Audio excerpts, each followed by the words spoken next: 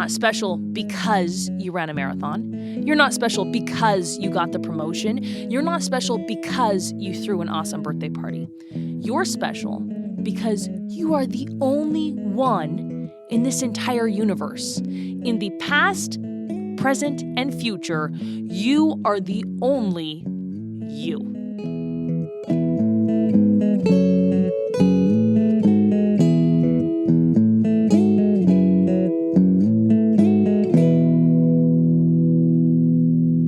Welcome back to Happiness in Progress. I'm your host, Danielle Craig. I'm an Emmy Award winner, former journalist, mom, wife, and just a human being just like you, looking for more joy in the everyday. This podcast is brought to you by the Mail Tribune. Check out all of the Mail Tribune's podcasts by going to mailtribune.com. When you come to this corner of the podcasting world, you will hear stories of inspiration, empowerment, and perspective that help fuel your own life. Today is one of my favorite holidays. All holidays that land in fall are my favorite.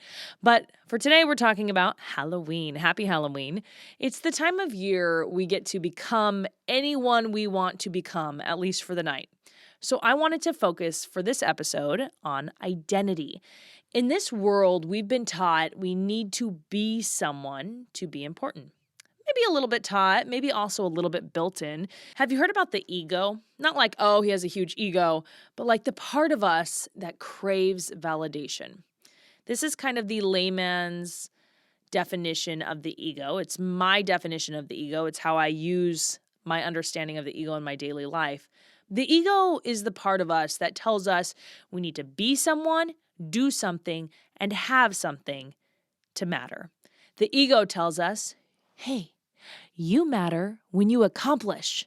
You matter when you own expensive stuff. You matter when you have a fancy title. This is one of the reasons we cling so tightly to our identities.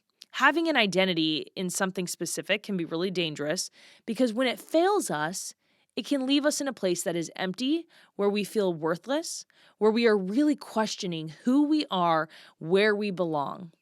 Sometimes it's not even that our identity has actually failed us so much as it has just evolved. When I think of the identities I have, mother, wife, daughter, those are three identities that while you may have them throughout your life, I'm going to have those throughout my life. I will always say I'm a mom, wife, and daughter. They will evolve. It is different to be a mom of little kids than it is to be a mom of adult kids. If someone has held on to their title as a wife, their identity as a wife, and they feel they matter because of who they're married to, if that title evolves into ex-wife, there can be a real shattering of self and belonging if that person had put all of their worth into that identity of being somebody else's wife or somebody else's husband. Our identities can be rooted in all kinds of things. Our profession, our relationships, how much we can get done in a day, social position, how much money you make a paycheck. For me, my entire life has revolved around being a journalist. I was a third grader writing news stories about coloring book pages. By the time I could start working, I specifically took jobs to practice skills I thought I would need. Telemarketing. I seriously took a job where I'd have to cold call people just to practice my diction on the phone. I kid you not. Everything I did from around 8 years old through 18 when I got my first paid job as a reporter was to prepare myself to become a journalist. For about 2.5 decades, I wrote a story of self. I am Danielle. I am a journalist. This was all well and good until this identity failed me. And I don't want to say it failed me. Really, it's that I chose to leave that identity. I went to work every morning. I was exhausted. I was overworked. I was underpaid, underappreciated. The fun and excitement and challenge I used to get out of my job and the commitment I had once felt was kind of squeezed out with a lack of opportunity, high levels of anxiety at home. A lot of you know this story. I talk a lot about it here on the podcast, but in the course of about it was 4 to 6 months, I miscarried. Both of my boys went to the hospital, a surgery, staples to the head, severe asthma attack, and then my husband's heart stopped. And to lighten the mood a little bit, also, a bird pooped on my head. Really? Seriously, a bird pooping on my head? I just miscarried. Around this time, I realized I couldn't re-sign a contract doing what I was doing. I couldn't continue being a journalist when everything was falling down around me. The only problem, if not a journalist, who was I? Do I still exist in a world where I'm not waking you up every morning? Do I still have value? Can I make a difference? I had to start asking myself these hard questions, and I want you to think about what you would have to ask yourself. Here's some questions. What is the identifier that anchors me, makes me feel special, makes me feel maybe superior, important? For me, that answer was journalist. What would I be if I was no longer fill in the blank? When was the first time I felt like I was a journalist? If you're like me and you first had an aha moment about your identifier in childhood, it has been a long time forming. What led me to this path of journalism? For me, the answer looked like writing, watching news, reading as a young girl. I wrote down the questions in my journal, including, what am I innately good at? What am I passionate about? What do I think is important? Where do I want to make a difference? As I stripped each of these layers away, I was eventually able to get to a more pure sense of self. Yes, I had become a journalist. Yes, I used my skills to tell stories. But at the very core of this was a little girl who loved to connect to people and tell their stories. Once I stripped it all away, I decided I was a storyteller. And you could strip it further and say, I'm a child of God. You could say, I'm a being in this universe. Something like this. Something to get you one step removed from what you identify as. Because once you do that, you can see your real worth. You can see your worth is not in a title, is not in something you own, is not in the amount of things you accomplish in a day. Your real worth is innate, and it is because you are you. It's really, really easy to equate worth with your job. It's easy to equate worth with being a parent. I am special because I ran a marathon. I am special because I got a promotion. I am special because I threw my kid an awesome birthday party. The problem comes when outcomes equal our self-worth. All those things I just mentioned, marathon, promotion, birthday party, outcomes equal worth. All of that success and all of those outcomes, they're important. I think goals are important. I think seeking excellence is important, but they have nothing to do with your innate worth. You're not special because you ran a marathon. You're not special because you got the promotion. You're not special because you threw an awesome birthday party. You're special because you are the only one in this entire universe. In the past, present, and future, you are the only you. You do not have to have a qualifier of I did this to claim that worth. You matter without lifting a single finger. You guys always know what I'm reading because I quote from it in each podcast episode. So right now I am reading Everything is Figureoutable by Marie Forleo. I loved what she said about your individual, unique worth, so I want to share it with you. She says, you are a one-time mega event in the universe. Soak that in for a second. You are a mega event in the universe. So you're not special because of the number of kids you have, or because of your marriage, or because of the number on your paycheck, or how big your house is, or how fancy your car is, or if you're a journalist, or if you're selling real estate, or if you're the class mom.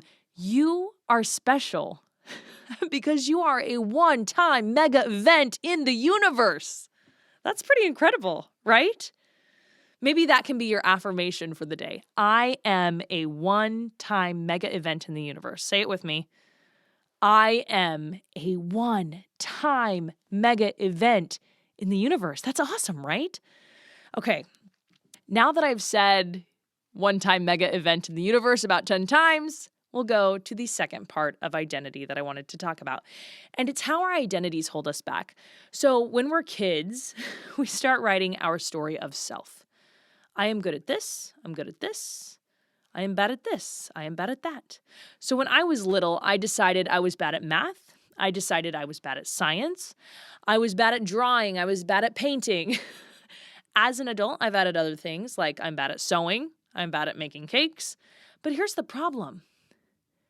Doing this hinders and stops our growth completely.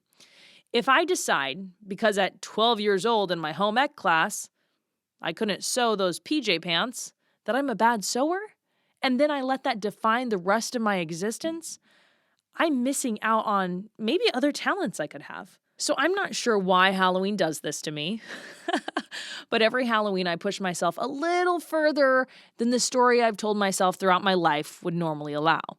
A couple years ago, I built a transforming cardboard box so my son could be a transforming bumblebee. Not really sure how I did it. I'm not an engineer. I've always told myself the story of not good at math, not good at engineering type things. But there I was, and there I did successfully make him that costume. This year, I wanted to sew my daughter a Princess Jasmine costume. The biggest hurdle was not that I hadn't touched the sewing machine my mom bought me since the day she bought it for me. It was that I'd been telling myself, I don't sew, I don't sew, I don't sew for at least 15 years, probably more. I won't even sew a button on a shirt. My husband does all of that for our family. I've even had nannies sew stuff for us. So I decided, this is 2019. Every single piece of information I would need to do this exists online. So I sat down with my fabric in front of my sewing machine and started with my first Google search. How to get thread in the sewing machine. Then, how to thread the bobbin. I did remember that name of the little bobbin from home ec. How to make the thread come back up out of the bottom. This went on for about 48 hours straight as I made this thing a reality. I did a couple other projects this Halloween, and as I was talking about how I did this, totally shocked, my friend said, "You need an identity update. These are things you can do." And I love that she called it an identity update. Is there something that you've always been telling yourself, your friends? Maybe it was someone else who wrote the story. Maybe when you were little, you heard things like, oh, that's just Lisa. She's not good at speaking in front of people. Oh, you know Kayla. She doesn't know how to focus on a project long enough to finish. If you're Lisa or you're Kayla listening, forgive me, I just use some random names. But my point is, our parents or teachers or some other adult in our lives may have painted the picture of who we are before we even had the opportunity to decide who we were. Now is your chance to rewrite that. This starts with just trying. It's extremely powerful to start living outside of the box you or someone else put you in. Outside of the box someone constructed for you. Just to recap before I wrap up. 1, you are worthy because you are you, not because you're any one of the titles you've given yourself. 2, you are capable of trying new things. And before I leave you, I want to tell you about my next episode. I'm really excited about this one. I talked to a husband and wife duo about getting out of debt. And yes, I'm talking about getting out of debt specifically as we go into the holiday season, because that's what this couple did. They got out of more than $60,000 in debt as they were going into the holiday season. They went through the holidays and they accomplished this. So we talk about how they came together on the hard issue, that is finances. Have you thought about finances with your spouse? I've been there. How to reset your mindset around money and how to build wealth. You're going to love this episode. Make sure to subscribe now so you don't miss it. And I want to thank you for being here on Happiness in Progress.